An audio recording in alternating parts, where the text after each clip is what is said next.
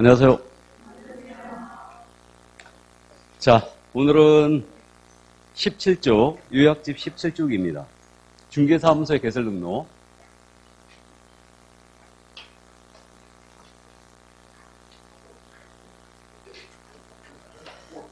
자, 이 개설 등록 쪽은 등록 기준하고 결격 사유가 지금 매회 출제하는 걸로 보시면 돼요. 등록 기준과 결격 사유. 자, 우리 법 구조 1항 조문인데요. 그 박스 색깔 칠해진 부분에 지금 써 있습니다. 중개업을 영위하려는 자는 이 법에 따른 중개사무소에 개설 등록을 해야 돼요. 그럼 중개업을 하고자 할 때는 등록을 요구하기 때문에 중개업이 아니라면 등록할 필요가 없는 거죠. 그럼 컨설팅이나 분양대행만 하는 겁니다. 등록할 필요 없죠. 그냥 할 수 있고, 그러나 컨설팅에 부수하여 중개를 업을 한다. 그럼 이때도 등록을 해야 됩니다. 자, 그럼 가볍게 그렇게 이해하시고요. 우리 유권 해석에 따르면요, 인터넷상으로만 중개업을 한다. 그렇다 하더라도 등록을 하고 사무소를 다 확보를 해야 된다는 게 우리 유권 해석인데 타당한 걸로 일단 보입니다. 그럼 이 등록의 의미는 어떤 의미가 있냐면, 사전적 의미는 그거예요. 일정한 사실관계나 법률관계를 행정관청에 비치는 장부에다가 기재한 행위, 기재자체를 등록이라고 하고요. 영업허가입니다. 자, 그러면 이 등록의 성격, 시험에 출제는 잘 안 하지만 가볍게 이해만 해두시는데, 중개업을 할 때는 등록을 하려며요. 그러면 중개업을 영위하기 위한 적법요건이죠. 그래서 적법요건에 불과하고요. 유효요건이 아니라는 건 이해해 두셔야 돼요. 이겁니다. 갑과 을이 부동산에 대한 거래를 하는데 이 거래를 무등록업자가 소개했어요. 그럼 등록하지 아니한 자가 소개를 했습니다. 이 계약 무효다, 유효다? 계약은 그대로 유효다. 그러니까 등록은 계약의 효력에 영향을 미치는 요인이 아니에요. 이게 유효요건이 아니라는 거. 우리 근데 토지거래 허가는 유효요건이 맞죠? 토지거래 허가 구역 내에서 허가를 받지 않은 계약해버렸다. 계약 무효죠. 근데 등록은 계약이 무효가 되는 건 아니에요. 이자만 처벌만 받을 뿐입니다. 그렇게 가볍게 이해하시고. 다음 우리 등록은 기속적 행정이에요. 기속이란 말은 재량권이 없는 행위다. 이 정도만 이해하면 돼요. 그래서 요건을 맞췄다면 반드시 등록을 해줘야 됩니다. 요런 사유가 아닌 한 등록을 해줘야 된다. 이게 이제 기속이라고 그러고요. 그래서 우리 등록은 기속적 행정으로 분류되고 있고, 다음에 영업허가라고 그랬습니다. 그럼 허가라는 것은 금지됐던 것을 풀어주는 해지의 의미가 있거든요. 그러니까 사실상 말은 등록이라 되어 있지만 실질은 이건 허가다. 영업허가입니다. 다음에 우리 등록은 전문자격증이니까 당연히 일심 전속성이 있죠. 그래서 양도, 상속, 대여, 이중 등록 다 금지예요. 그래서 주된 심사 기준을 사람을 기준으로 하고 있고, 마지막으로 등록은 한번 해놓게 되면요, 갱신제도가 없거든요. 그래서 등록은 영속성을 띠고 있다고 해요. 허가제로 운영될 당시에는요, 5년마다 한 번씩 허가를 받았어야 됐습니다. 자, 이 정도 이해해 두시고요. 그 연혁 혹시 기억나세요? 우리 1961년도에 소개영업법 있었다고 그랬죠? 이때 당시에는 중개업 진입하기 위해서는 어떻게 됐어요? 신고. 그래갖고 이때 당시 신고하고 진입한 분들이 지금도 있었죠? 누구? 중개인이었어요. 부칙기준위원 개공이죠. 이들이 있었고요. 그 다음에 1983년도 12월 말에 중개업법이 제정됐어요. 중개업법 제정 당시에는 이거 허가제로 운영됐다고 했죠? 네, 이 법 7차 개정, 1999년도 개정하면서 지금 현재의 등록으로 바꾸는 겁니다. 참고해 두시기 바랍니다. 자, 그러면 이제 본론으로 갑니다. 이제 개설 등록 절차가 나와 있는데 이건 나중에 이야기를 하고요. 등록 기준이죠. 자, 먼저 등록을 하고자 할 때는 등록 기준을 확보하는데, 요거 이제 등록 기준은 매회 출제로 돼 있네요. 지금 현재 등록을 할 수 있는 자는 개인과 법인으로 나눠볼 수 있는데, 개인을 민법 시간에 뭐라고 공부했어요? 자연인, 내추럴맨입니다. 그래서 자연인의 등록 기준인데, 자연인이 등록을 한다. 그럼 공인사 자격을 먼저 취득하셔야 됩니다. 이게 첫 번째 자격 취득해야 되고, 다음에 중개사무소 확보해야 됩니다. 그래서 중개사무소를 확보해 놓는 거예요. 계획으로 들어가는 게 아니고. 다음에 교육받고 와야 되죠. 우리가 식당을 하더라도 식품위생법에 의하여 위생교육을 받듯이 우리도 가서 교육을 받고 온다. 그럼 실무에 나가기 전에 받는 교육이라 해서 이름을 실무교육이라고 부르는 거예요. 다음에 결격사유에 해당이 안 돼 있어야 됩니다. 자, 그래서 미성년이라든가 전과 사실이 없어야 돼요. 그러니까 이 사유에 해당이 안 돼 있어야 된다. 이 정도. 그럼 뭐 크게 암기할 필요도 없고요. 이 뒤에 숨어있는 내용을 가볍게 살펴보고 가는데, 거기 지금 공인사 자격 취득그래갖고 판례, 변호사일지라도 등록 기준을 적용받는다 이래놨죠. 그럼 변호사협증이 있는 자입니다. 공사협증은 없어요. 등록할 수 있다, 없다? 없다. 그럼 변호사란 등록 기준을 적용을 받는 거예요? 공사일정이 있어야 된다는 얘기죠. 이 얘기입니다. 그 점 주의하시고. 다음. 그 중개사무소 확보하라고 했거든요. 그럼 이제 사무소에 대한 기준, 이 부분은 이제 다시 공부하는데, 사무소 설치 기준은 여기서 다 보고 갑니다. 교재, 잠깐 뒤로 갔다 올까요? 29쪽을 펴보세요. 29쪽.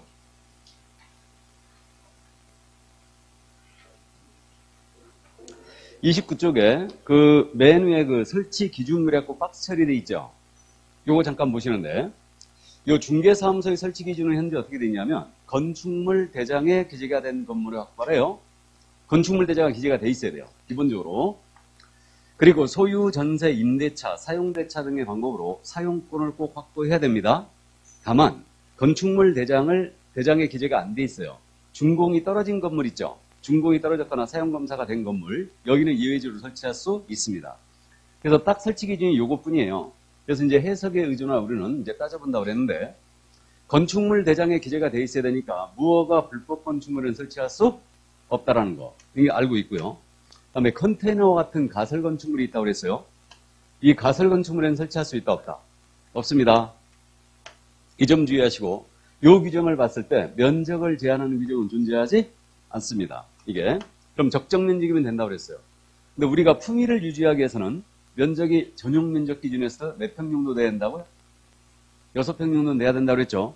그래야 책상 2개 정도 깔고 테이블 하나 놓고 이게 가능합니다. 그래서 이제 임차료 부담 때문에 면적을 작게 구하는 경우도 있는데, 너무 작으면 없어 보인다고 그랬죠. 예, 그래서 이제 면적 제한 기준은 존재하잖아요. 시험에서 묻는 건 여기까지예요. 그래서 가설 건축물에 설치할 수 있느냐, 면적 제한 규정이 있느냐, 요게 이제 가장 중요하고요. 자, 그 다음에 이제 다른 개공이 사용 중인 사무실 원칙적 가능이 일어났죠. 우리는 업무의 효율적 소용을 위해서 개공들이 사무소 같이 쓸 수 있죠. 그럼 다른 개공이 이미 쓰고 있는 사무소에 대고 내가 등록 신청할 수도 있다. 알고 있고, 그 다음에 이제 건축법 시간에 공부했습니다. 공법 시간에 우리 중개사무소는 제1종 근생, 제2종 근린생활세를 설치할 수 있죠. 그리고 해석상 일반 업무시설에도 설치할 수 있다는 게 해석인데 타당한 걸로 보입니다. 이 정도만 이해됩니다. 이게 사무소 설치 기준이었어요. 자, 그럼 다시 앞으로 갑니다. 다시 돌아와요. 17쪽으로 돌아왔어요. 다시. 그러면 이제 요거 세 번째가 교육받으라고 그랬거든요. 그럼 실무교육도 다시 공부하거든요. 그럼 실무교육 잠깐 다녀올까요? 64쪽. 요약집 64쪽이에요. 64쪽에 실무교육이 나올 겁니다.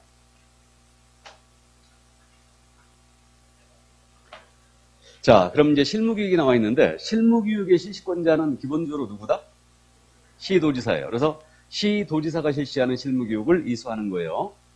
이때 대상자는 등록을 신청하는 공인중개사 받아야 되죠. 다음 등사무소의 책임자와 소공사, 법인의 임원사원 전체 다 받아야 돼요. 그 다음에 언제까지 받아야 되냐, 시기에 관한 문제인데, 등록 신청 전 언제까지요? 1년 내에 이수를 해야 된다.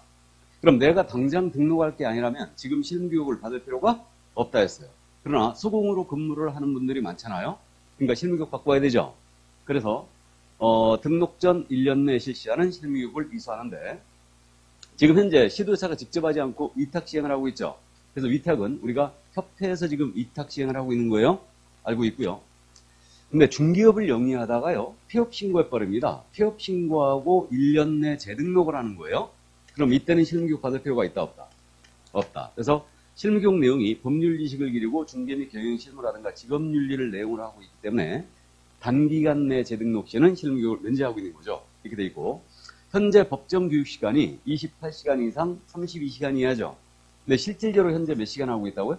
28시간. 그래서 집합교육할 때는 7시간씩 4일을 교육을 했던 겁니다. 지금 현재는 근데 온라인 교육하고 있는 거죠. 그래서 10일 동안 28시간을 이수하면 돼요. 이렇게. 현재 교육비가 얼마라고요? 13만 원이었어요. 지금 현재 교육비가.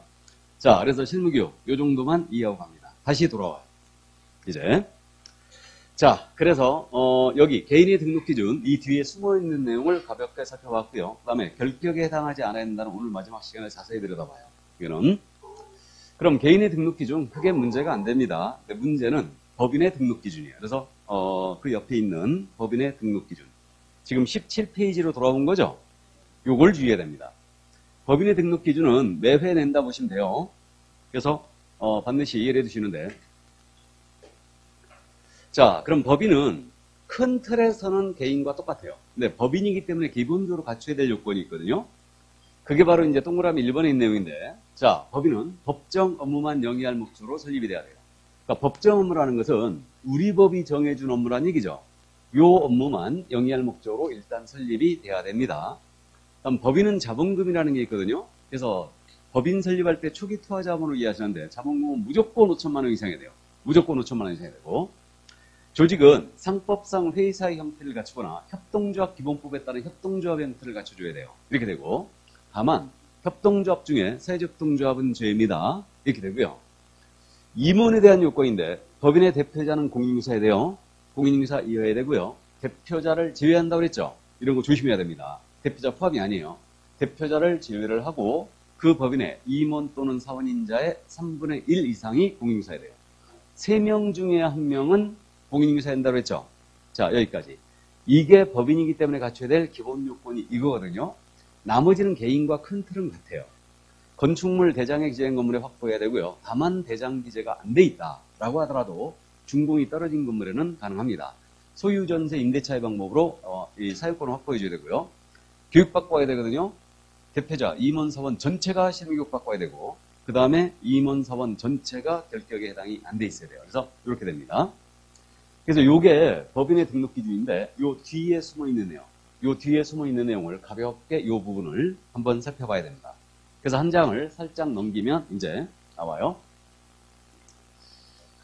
자, 그러면 먼저 첫 번째가 지금 법정 업무라고 그랬지 않습니까? 그럼 법인의 업무인데 요 법인의 업무가 뒤에 잠깐 갔다 올까요? 24쪽인가? 아니, 32쪽? 34쪽? 32쪽이겠네. 32쪽에 법인의 업무 나오죠. 자, 겸업이라고 지금 돼 있죠. 거기 그 표로 정리가 돼 있는데, 자, 이거는 이제 다음 주에 다시 공부하니까요. 여기서는 나일만 하고 왔습니다. 우리 법 제14조예요. 그러니까 우리 법 제14조가 정한 업무입니다. 이것만 법인은 수행할 수 있어요. 이거 외에는 아예 할 수가 없다. 그럼 토탈 법인이 할 수 있는 업무가 7가지라는 얘기죠. 중기업 외에 6가지 업무를 다 할 수 있어요. 이 6가지 업무를 법인의 소위 겸업이라고 부르고 있어요. 그럼 이 6가지 업무를 법인은 꼭 해야 되게요? 안 해도 되게요? 안 해도 된다. 그럼 임의사업이라는 얘기죠? 이 얘기예요. 그래서 이제 나중에 요거 두 음자 따서 암기해버리는데, 법인은 주택상가 관리 대행할 수 있어요. 임대차 관리 대행할 수 있고, 부동산 개발 상담, 거래 상담, 이용 상담할 수 있어요. 이게 부동산 컨설팅이죠. 다음에 다른 개공을 대상으로 한 중기업의 경영기법 및 경영정보 제공할 수 있습니다. 이게 경영 컨설팅으로서 제가 이걸 프랜차이즈라고 부르고 있는 거예요. 자, 이렇게 부르고 있는 거고, 다음에 주택상가의 분양 대행을 할 수 있습니다. 다음에 경공매 업무할 수 있고, 주거이전에 부서는 용역, 이사업체나 도배업체를 소개하는 것까지인데요. 직접 운영은 안 됩니다. 법인은 요 7가지 외의 것은 아예 할 수가 없다. 그러면 등록 신청 들어온 법인이 만약에 목적 사업에 뭐가 들어가 있었냐면 부동산 개발업이 들어가 있는 거예요. 그럼 등록을 수리한다, 안 한다? 안 한다. 문방구를 하겠대요. 이런 거 등록 수리해야 하네요. 안 한다는 얘기죠. 그러니까 여기 없는 목적 사업에 들어가 있으면 등록을 안 받아줍니다. 이게.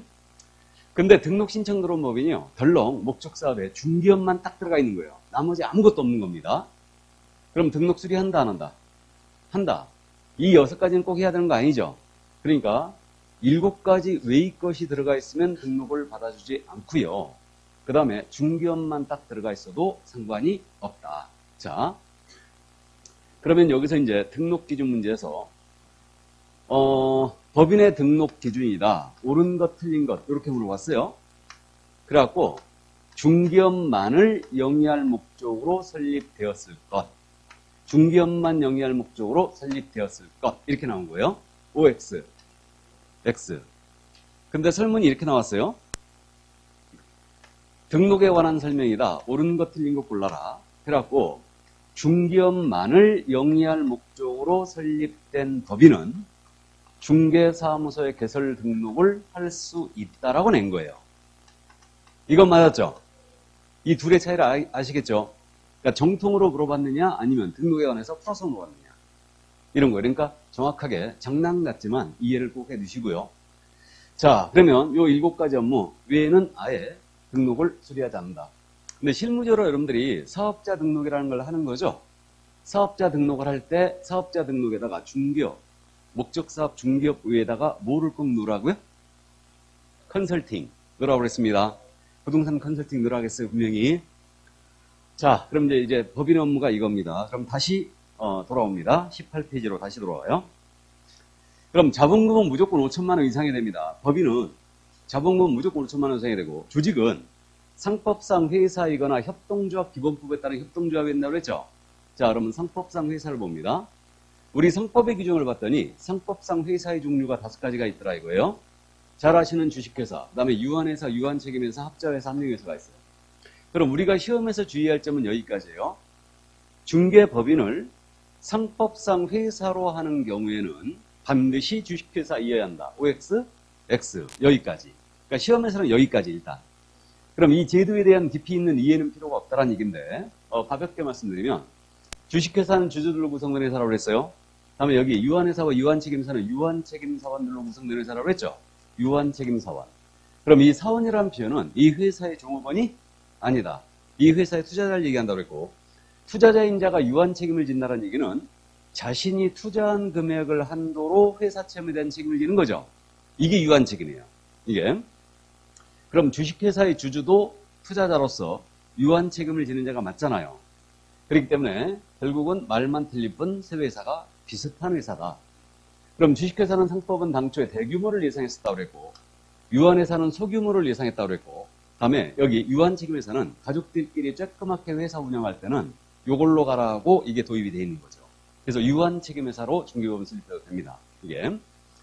자, 그 다음에 이제 여기 합자 합령회사가 있는데, 합령회사는 또 거꾸로 무한책임사원들로 구성된 회사예요.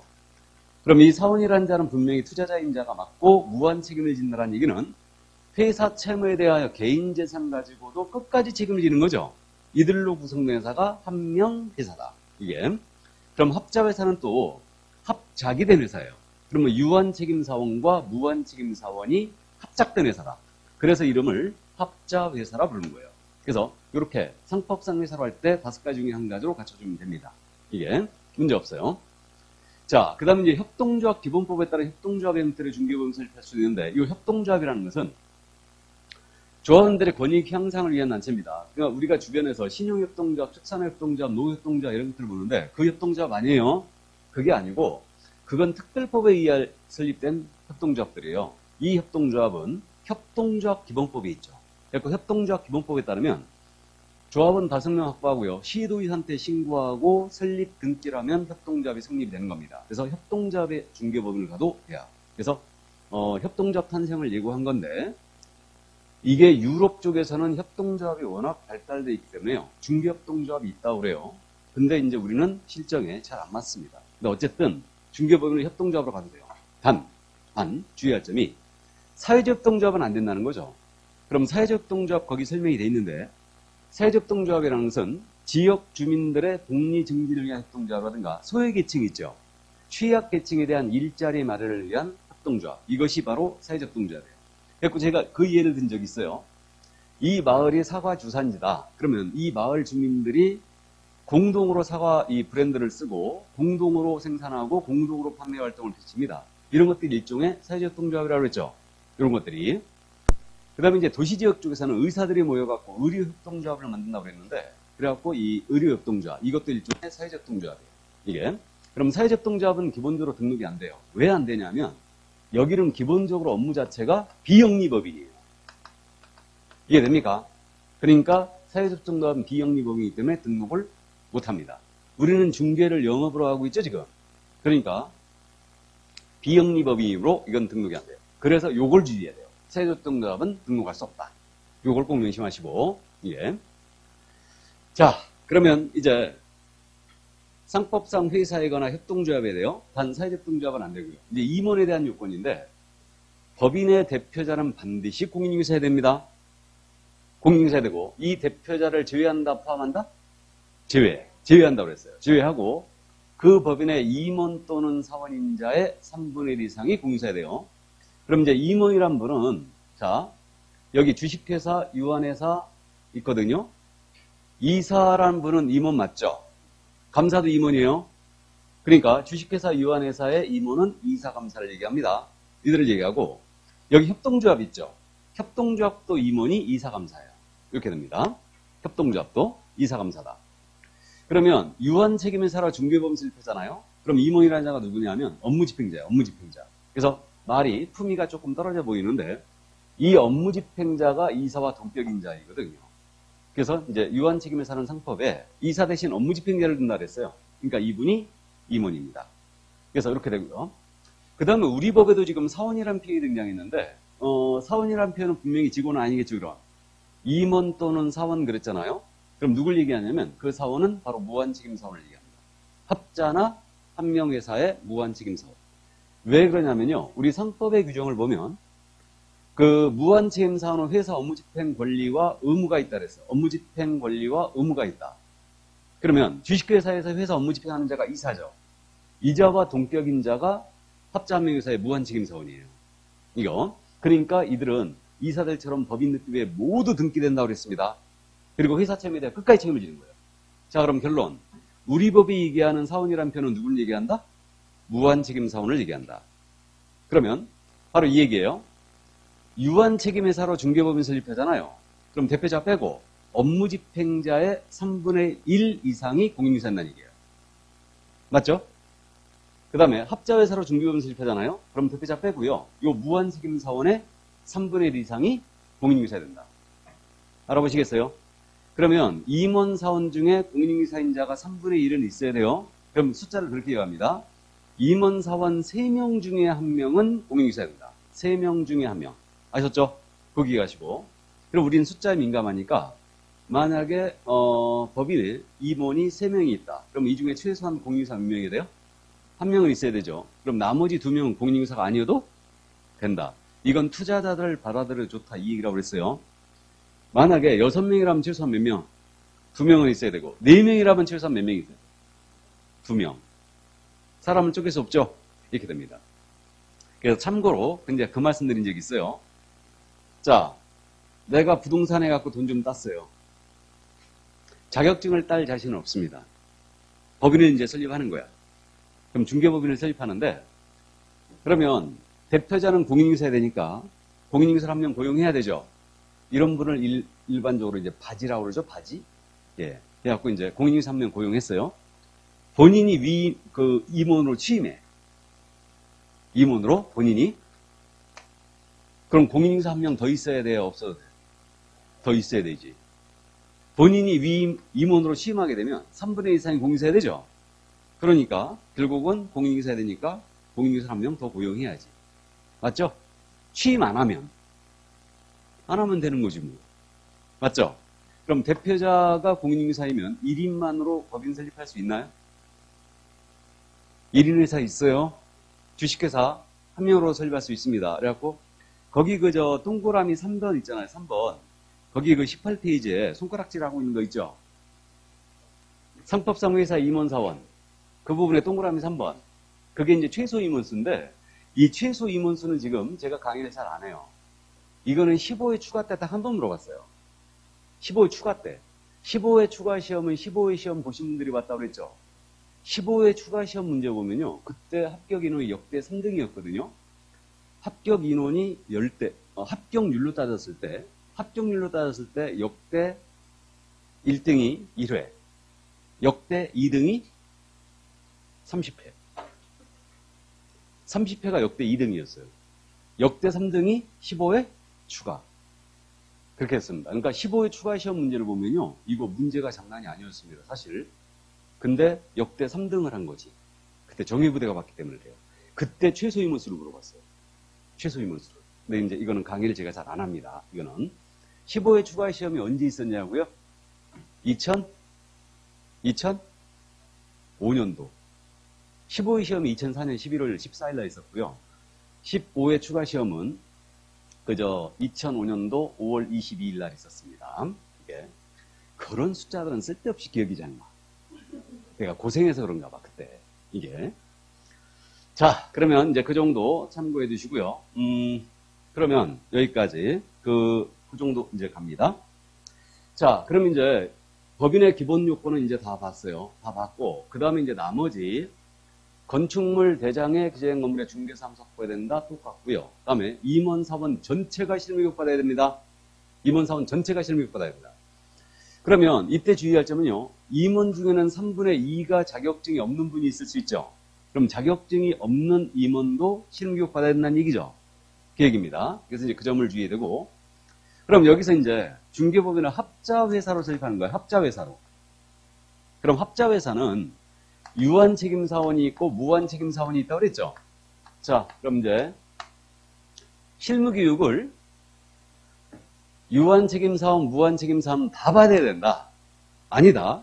무한책임사원만 받으면 된다. 무한만 받으면 된다. 맞아요? 유한책임사원도 다 받아야 돼요? 예? 아닙니다. 우리 법이 얘기하는 사원은 누군지 얘기한다고요? 무한책임사원만. 그러니까 이거 무한책임사원의 3분의 1이 공인중개사야 되고, 맞죠? 3분의 1 이상은 공사야 되고, 무한책임사원 전체는 실무교육 대상이에요. 유한책임사원은 대상 아닙니다. 뭔 말인지 아셨죠? 예, 그래서 이제 그 정도 이해하시고요. 그 다음에 임원사원 중에 단 한 명이라도 결격자가 있잖아요. 그럼 등록을 안 받아줍니다. 여기까지예요. 그래서 이게 바로 이제 법인의 등록 기준이었습니다. 자, 그럼 이제 그 밑에 18페이지 맨 밑에 특수법인이 있어요. 특수법인. 자, 이거 이제 보고 갑니다. 우리가 용어의 정의를 할 때 법인인 개업공사는 두 가지가 있다고 그랬어요. 하나는 순수 중개법인이 있다고 그랬고, 또 하나는 다른 법률에 따라 중개업을 할 수 있는 법인, 특수법인이 있다고 그랬습니다. 그래서 이 특수법인은 강학상 쓰는 표현이고요. 우리 공인사법인에 현재 다른 법률에 따라 중개업을 할 수 있는 법인, 이렇게 돼 있어요. 그러니까 우리 법이 아니고 다른 법에서 중개업을 허용한 법인이란 뜻이죠, 이거. 그래서 이게 특수법인이에요. 이걸 줄여서 이제 특수법인이라고 합니다. 그래서 특수법인의 종류가 지금 4가지가 있죠. 지역협동조합이 있어요. 이게 단위농협이고요. 산림조합법에 따른 산림조합이 있습니다. 산림조합은요, 중앙에도 특수법인이고 지역산림조합도 특수법인이에요. 이거는. 근데 여기 농협동조합 중앙에 있죠. 농협동조합 중앙에는 특수법인이 아니에요. 참고하시고요. 산림조합은 근데 중앙에도 특수법인이에요. 그 다음에 산업단지 관리기관이 있고 한국자산관리공사가 있습니다. 캠코. 그래서 이 4개의 법인은 고유목적 사업이 있는데, 고유목적 사업을 하다 보니까 중개업이 필요해서 중개업을 허용했다고 했어요. 그래갖고 우리 법이 허용한 게 아니고 얘네 설립근거법을 직접 허용했죠. 그럼 어떤 중개업을 할 수 있냐면, 지역농협은 농지에 대해서만 중개할 수 있어요. 그 다음에 산림조합은 임목이나 임야만 중개할 수 있고, 산업단지 관리기관은 공장용지라든가 공장건축용만 할 수 있어요. 그다음 마지막으로 이제 한국자산관리공사는 주로 공매를 하고 있는데, 법인이 갖고 있는 비업무용 부동산 있죠. 이거에 대한 공매하다가 안 팔리게 되면 중개할 수 있죠. 일단 그래서 이제 이게 가능합니다. 그러면 특수법인이 중개업을 할 수 있지만 중개대상물 전체를 제한 없이 중개할 수 있는 것은 아니라는 걸 알 수 있어요. 물건이 정해져 있습니다. 이때 이제 우리가 지금 등록 파트를 공부하고 있는데, 얘네들 등록을 해야 되느냐 문제가 있는데, 원칙론의 입장에서는 등록을 해야 될 것 같아요. 근데 안 해도 되는 법인이 더 많아요. 그래서 등록을 필요로 하지 않은 법인, 이 3개의 법인은 등록을 요구하지 않습니다. 근데 한국자산관리공사만은 유일하게 중개업을 하고자 할 때는 등록을 해야 돼요. 왜 그랬냐면요, 이 농협동조합법 같은 경우를 보면 지역농협동조합은 농지 매매기관 임대차 중개할 수 있다 그랬고, 이 경우에 공인중개사법 등록 규정을 배제한다, 이 규정을 직접 두고 있어요. 그래가지고 이 3개의 법인은 같은 규정이 있기 때문에 등록을 안 해도 됩니다. 근데 한국자산관리공사는 그런 규정이 없다는 얘기죠. 그래서 얘만 유일하게 등록을 요구해요. 자, 그럼 한국자산관리공사는 법인이 분명히 맞죠. 그럼 우리가 방금 전에 법인의 등록 기준을 봤거든요. 그럼 여기 자산관리공사가 등록을 할 때 법인의 등록 기준 맞추라고 한다면 이거 등록할 수 있다는 얘기 없다는 얘기죠. 없다는 얘기죠. 첫 번째 우리 법인의 등록 기준이 법정 업무만 영위할 목적으로 설립되었을 것 맞죠? 임원 대표자가 공인사야 되죠. 이거 맞추라고 한다면 등록 못한다는 얘기예요. 그래서 이제 여기서부터 우리 법의 규정을 두고 있어요. 그래서 우리 법에 특별 규정 둔 게 3가지가 있거든요. 그래갖고 거기 동그라미 1, 2, 3번 있죠. 요거만 진하게 써 있죠. 요게 우리 법에 명문이 있는 3가지가 이거예요. 그러니까 요 3가지는요, 시험 볼 때마다 물어봐요. 그래서 그게 매출제라고 돼 있죠. 그래서 이 3가지가 딱 명문이 있는데 아주 잘 묻습니다. 고맙게도. 이 세 가지만 딱 기억하면 돼요.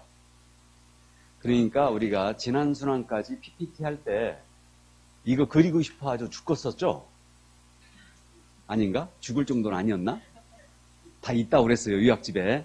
다 있다고 그랬습니다. 자, 그래서 어쨌든 첫 번째 특수법인의 특별규정 세 가지 중에 첫 번째. 특수법인은 그럼 등록을 하더라도 법인의 등록 기준을 적용한다, 안 한다? 안 한다. 그럼 특수법인의 대표자는 공인인증서 아니어도 되죠? 임원이 3분의 1이 공사 아니어도 되고 실무교육 받을 필요도 없다는 얘기죠. 자본금 5천만 원 이상의 필요도 없어요. 첫 번째 특별규정. 그래서 꼭 기억하시고 다음 두 번째. 특수법인도 법인이니까 분사함소를 둘 수 있거든요. 다음 주에 이제 분사함소 공부하는데 분사함소는 법인의 지점을 얘기하죠. 그럼 분사함소의 책임자는 우리는 공인중개사에 한다는 요건이 있죠.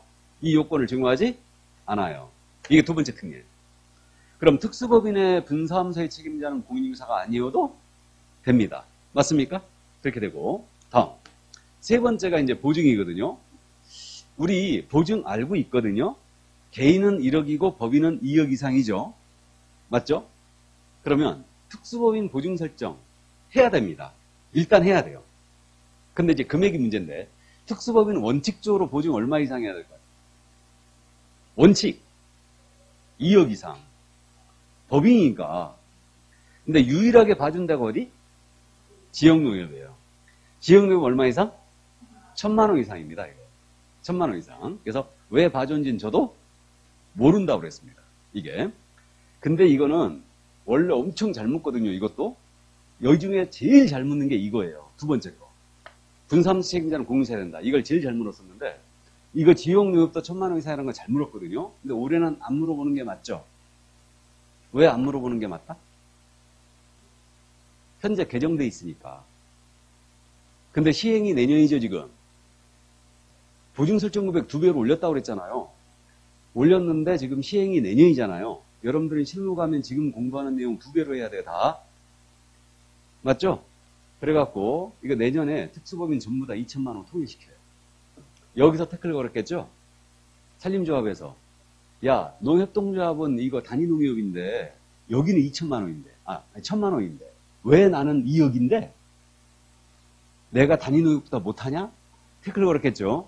그래갖고 이제 2천만 원 다 통일시킵니다. 이거. 자, 그래서 여기 이제 세 가지 요 정도고 나머지는 해석상 문제예요. 그러니까 나머지는 물어볼 일이 거의 없는데 의뢰인 보조체인 우리 특수법인도 확인 설명 정확히 하고 근거자를 제시해야 되겠죠. 그다음에 이제 설명서 교부해야 될 것 같고 중개업 한다면 그다음에 거래계약서 작성 교부해야 될 것 같고요. 그다음에 업무 지역은 전국을 해석하고 있고요. 그다음에 법인의 겸업에 속하는 관상차분 경위 이 업무를 특수법인은 한 가지도 수행할 수 없습니다. 그래서 이 정도 참고해 두세요. 자, 그래서 여기까지 시험에서 특수법인에 대해서 물을 때는 구체적으로 특수법인 누구만 갖고 물은다고요?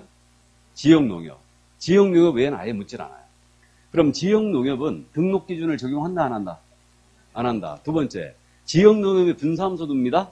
그럼 그 책임자는 공인중개사가 아니어도 된다. 세 번째, 지역농협은 보증 설정 금액 얼마 이상이면 1,000만 원 이상 된다. 이 정도만 이해를 해주시고요.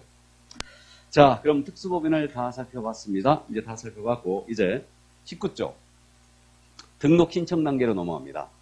그럼 등록 기준을 확보했으니까 이제 등록을 신청하는 겁니다. 자, 그럼 등록 신청 관련해서는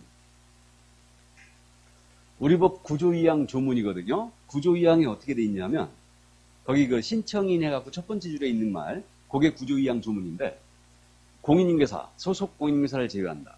공인중개사 또는 법인이 아닌 자는 중개사무소의 개설 등록을 신청할 수 없다. 별거 없죠? 그러면 자연인은 공인중개사 했다는 뜻이고 법인은 일정 요건을 갖추었다는 얘기죠. 그럼 공인중개사나 법인이 아닌 자는 등록 신청할 수 없습니다. 이렇게 되고요. 이때 문제는 소공사를 제외한다고 돼 있어요. 그럼 이제 소공사 제외란 말은 무슨 말이냐면 소속공사는 중개사무소에 등록을 신청할 수 없다예요. 그 얘기입니다. 소공사는 등록 신청할 수 없다. 왜 없습니까? 오늘 공부하죠. 이중소속 금지니까. 그럼 이중소속이란 말은 중개사무소에 양다리 걸치는 거죠. 그러니까 소공사라는 신분은 현재 중개사무소에 근무하고 있다는 얘기죠. 그러니까 이분은 그 직을 사임하지 않는 이상은 등록 신청할 수 없습니다. 해서 소공사는 등록 신청할 수 없습니다. 이중소속 금지니까. 이게. 자, 그래서 이제 그 점을 주의하고 요즘 최근에 요거 아주 잘 묻습니다. 그러니까 이해해 두시고요. 그러니까 소공사는 등록을 신청할 수 없어요.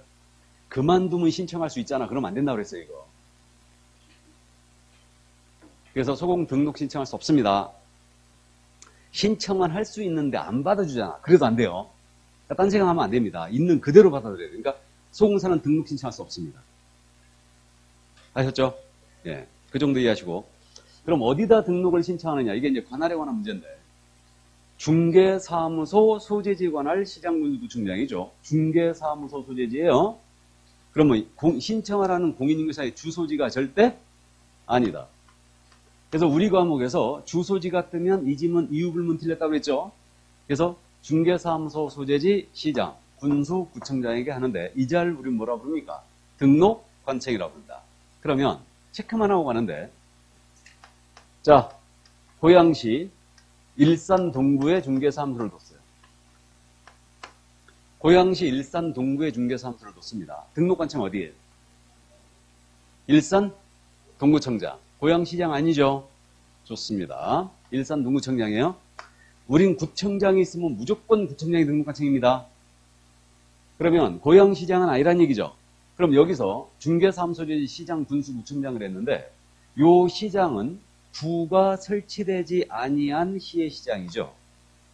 구가 설치되지 아니한 시의 시장. 맞죠? 여기서 말하는 시장은 그럼 김포시장 등록관청 맞아요? 맞죠? 김포시장 맞습니다. 광명시장, 시흥시장 맞죠? 그러나 성남시장, 고양시장, 용인시장, 수원시장, 창원시장 이런 것들은 모두 등록관청이 아니에요. 거긴 다 구가 있죠 지금. 거의 구청장들이 등록관청이다. 감 잡았어요? 예, 그 정도만 감 잡아두시고.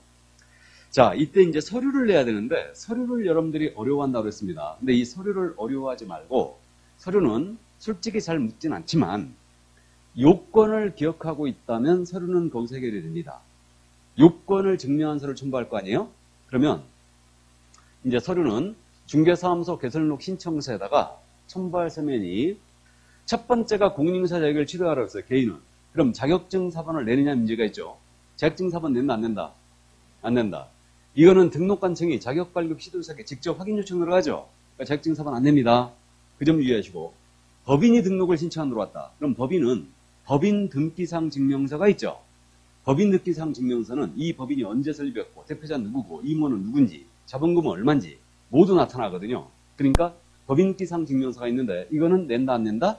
안 낸다. 이거는요 우리 과목 전체를 통틀어서 끝까지 가더라도 법인 등기상 증명서 내는 경우 없습니다. 모두 전자적 법에 의해 직접 다 확인 들어가요.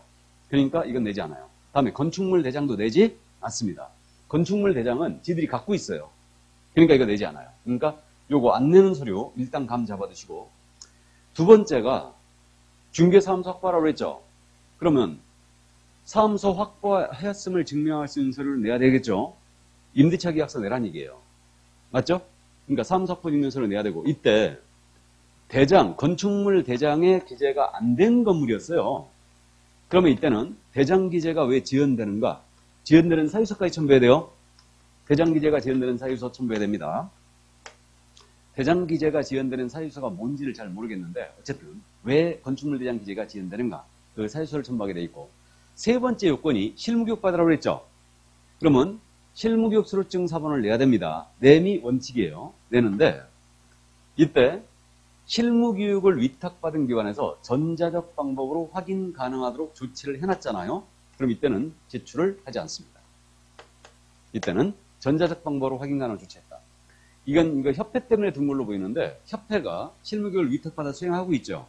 그래갖고 협회가 만약에 이걸 등록관청이 직접 교육을 받았는가 안 받는가 인터넷으로 열어볼 수 있다면 실무교육 수료증 사본을 제출을 안 해도 된다는 얘기죠. 이 얘기입니다. 자, 그래서 원칙은 낸다. 그 다음 이제 마지막 요건이 결격에 해당하지 않는다고 그랬죠. 그럼 결격 사유에 해당하지 아니함을 증명한 서류. 내국인의 경우는 내지 않습니다. 이거는 내국인은 직접 신원조회에 들어가요. 그래서 우리가 등록 신청을 하면 신원조회를 어디다 하느냐? 우리 전에는 호적이라고 그랬죠. 호적을 관장하는 자가 누구였냐면 시구 읍면장이었죠. 근데 지금은 가족관계 등록이라고 그러죠.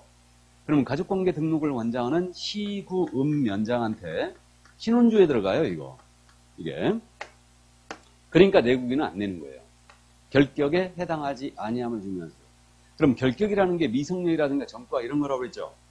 이거 신혼주에 들어간다는 얘기예요. 그래서 이제 요거 그래갖고 우리가 그거 제가 초창기에 그 얘기 한 적 있죠. 우리 전과가 있던 빨간 줄 올라간다고 그랬죠, 호적에. 그런 얘기 했잖아요. 이게 유래가 어디서 된 거라고 했어요. 빨간 줄이.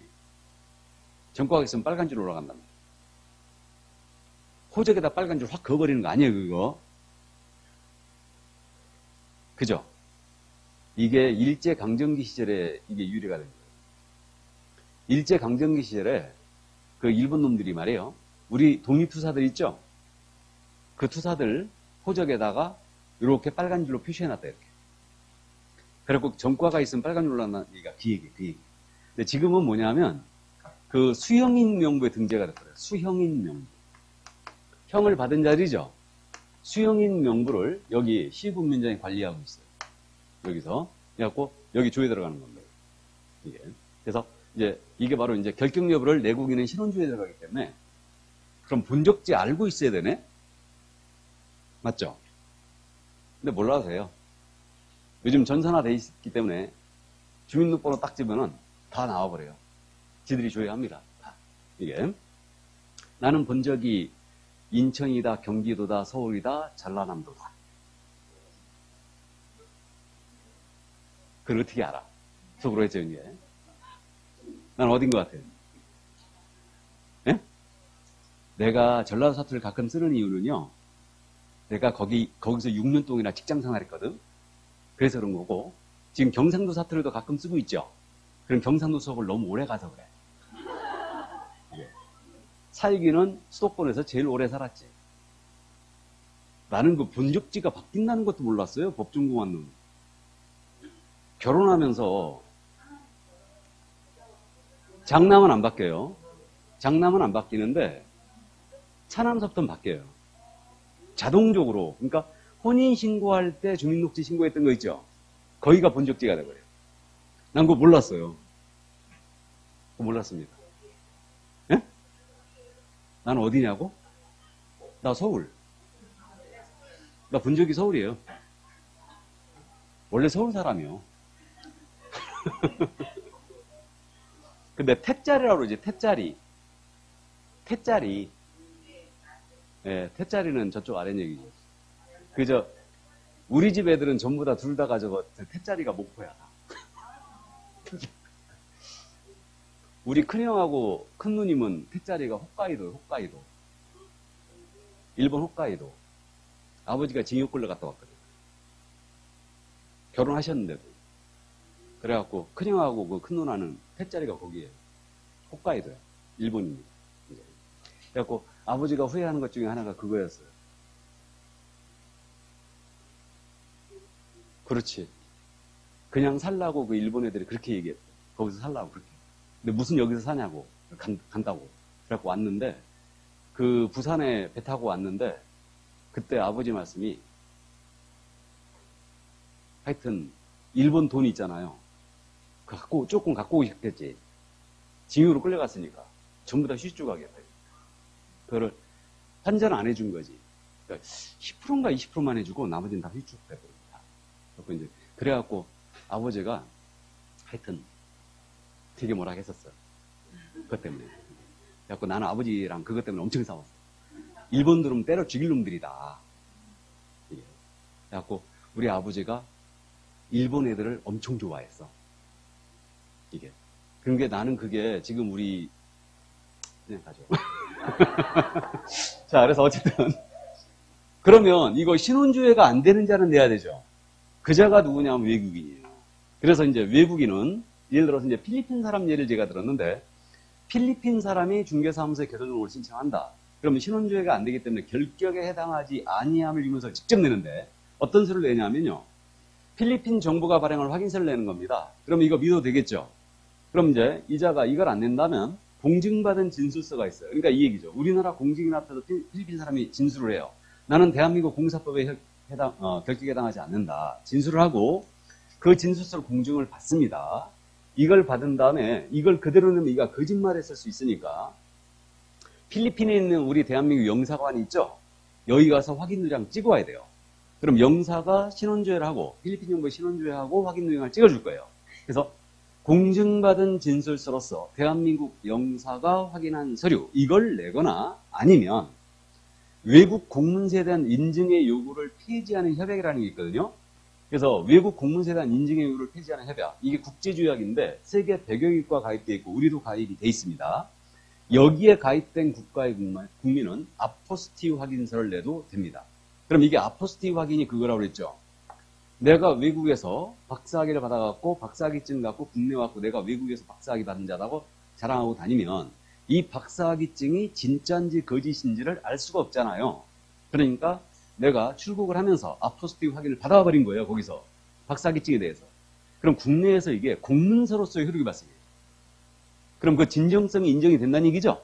그 얘기인데 그래갖고 이 아포스트 확인 내도 된다. 그래서 이제 셋 중에 하나 서류를 내면 되는데 외국 법인 있죠? 외국 법인은 국내 영업소가 있다는 증명서를 같이 내야 돼요. 페이퍼 컴퍼니를 맡기 위해서. 그래서 국내 영업소 증명서류까지 같이 내야 된다. 외국 법인은. 그래서 외국인만 결격에 해당하지 아니할 증명서를 내고 내국인은 내지 않는다는 걸 꼭 기억을 해두시고 그럼 등록기준 증명서는 다 끝났거든요. 근데 등록기준에 없는 서류 한 가지 내는 게 있죠? 그게 뭐다? 여권용 사진이에요. 3.5 곱하기 4.5 사이 사진 한 장 내셔야 됩니다. 요 사진은 왜 낸다고 그랬어요? 나중에 뭔 자격증이 지금 등록하고 있는데 근데 내가 학원 돌아오면서 지금 똑같은 질문을 계속 다 하고 있는데 다들 다 자격증이라고 말하시는 분들 많아요. 예, 자격증이 아니고 등록증이죠. 등록증. 등록증에 붙여줍니다. 사진을. 이게 그래서 등록증에 붙여주기 위해서 여권용 사진 하나 내셔야 돼요. 여러분들이 사진 가장 먼저 낼 때가 응시원서 낼 때라고 했죠? 이제 지금 5월달이죠. 그럼 6월달, 7월달, 8월 초에 내니까 8월 초에 곧 지금 원서 접수합니다. 원서 접수 들어가면 정신없이 지나가요. 그때서부터는 공부가 조금씩 안 돼. 그때부터는. 마음이 이제 급해지기 시작했지. 급해지기 시작하고 이제 공부가 조금씩 안 됩니다. 그래갖고 이제 찬바람 살살 불잖아요. 찬바람 살살 불면 이제 시험 볼 때가 된 거예요, 이제. 이게. 또 겁나죠? 겁납니다. 이까이껏 하면 그냥 합격하는데, 어쨌든. 시험에 지면 안 돼요. 근데 시험인지라 여러분들이 스트레스를 받을 수밖에 없는데. 자, 그럼 여권용 사진을 내야 된다. 그래서 이게 이제 등록기준 증명서류였어요. 그러니까 이 정도. 그러니까 안 내는 거 주의하시고. 서류를 잘 묻지는 않는다 그랬어요. 꼭 기억할 게. 자격증 사본은 직접 확인 요청하기 때문에 안 내는 거죠. 법인등기상 증명서 내지 않는다. 아셨죠? 그래서 이제 이 정도 감 잡아두시고. 그리고 거기 색깔 칠해진 부분 다 설명드렸어요. 설명드렸고, 그 색깔 칠해진 부분 거기 마지막에 4번에 등록 신청과 함께 인장 등록을 함께 할 수 있다 그래놨죠? 그럼 등록 신청하면서 중개행에 사용할 인장을 등록할 수 있다. 이때 안 한다면 업무 개시 전까지 하는 거죠? 업무 개시 전까지 하는 거예요. 이때 안 한다면. 자, 그 다음에 이제 등록 신청할 때 수수료 내왔네요. 수수료 내는 겁니다. 우리 현재 지금 수수료가 27,000원 정도 돼요. 등록 신청 수수료 낸다. 지방자치단체 조례가 정하는 수수료를 내요. 그러면 지방자치단체 조례가 정하는 등록 신청 수수료를 내는데 만약에 인천광역시 서구에 중개사무소를 뒀어요. 그럼 등록관청 어디예요? 서구청장이고. 그럼 이때 등록 신청 수수료 조례는 인천시 조례다, 서구 조례다. 서구 조례다. 서구는 지방자치단체가 맞죠? 자, 그런데 고양시 일산 동구에 중개사무소를 뒀거든요. 그럼 등록관청은 일산 동구청장이 맞죠? 야가 맞고 이때 일산 동구는 지방자치단체인 구가 아니다. 그러니까 어디 조례? 고양시 조례죠. 고양시가 지방자치단체. 맞습니까? 예. 그래갖고 이제 그 정도. 그래가지고 일산 동구청장이 자기도 구청장이라 하여 서구청장하고 맞먹자고 하자면 뭐 맞는다고요? 예, 싸대기 맞는다고 그랬습니다. 이자와 동격인 자가 고양시장이죠? 예, 이렇게 됩니다. 그래서 우리 6.1 지방선거가 있게 되는데 6.1 지방선거 쉬나요? 우리 학원? 안 쉬나요? 그러구나. 어쨌든 좋습니다. 자, 그러면 등록 시청 수료. 자, 그 다음 이제 종별 변경이 나와요. 종별 변경. 이 종별 변경은 뭐 잘 묻진 않는데 개공의 종류를 종별이라 한다고 그랬죠. 그럼 개공의 종류를 바꾸는 게 종별변경이네요. 이게 이제 종별변경인데, 그 방법론을 공부하는 건데, 법인인 개공사가 있고, 공인인계사인 개공사가 있고, 부칙규정에 의한 개공, 중개인이 계시죠? 그래서 세 사람이 이제 개공이 있는데, 이들이 자리 바꿈하는 거다. 그러면 공인인계사인 개공으로 등록했다가 법인의 대표자라고 한답니다. 이게 종별변경이에요. 법인의 대표자가 공인인계사인 개공으로 독립한답니다. 이것도 종별변경이래요. 난 당최 이해가 잘 안 가는데, 어쨌든 좋아요. 그 다음에 공인인계사인 개공이 중개인으로 간다. 이런 일이 있을 수가 없죠. 근데 거꾸로 갈 수는 있죠.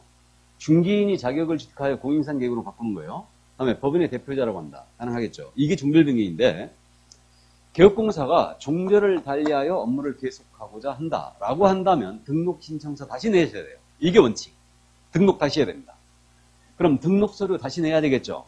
근데 등록 서류 다시 내는데 이미 낸 서류 중 변동이 없는 서류는 제출을 생략할 수 있어요. 제출을 생략할 수 있고요.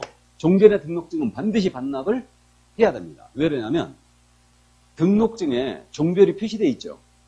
종별이 표시되어 있기 때문에 등록증 반납하셔야 됩니다. 이렇게. 그 다음에 실무교육은 다시 받을 필요가 없겠죠.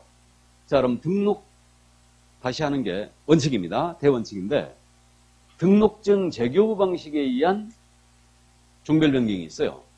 이게 이 부분이에요. 우리 중개인께서 자격을 취득했어요. 그래가지고 동일등록관청 관할기업 안에서 공인인계사인 개공 업무를 계속하고자 합니다.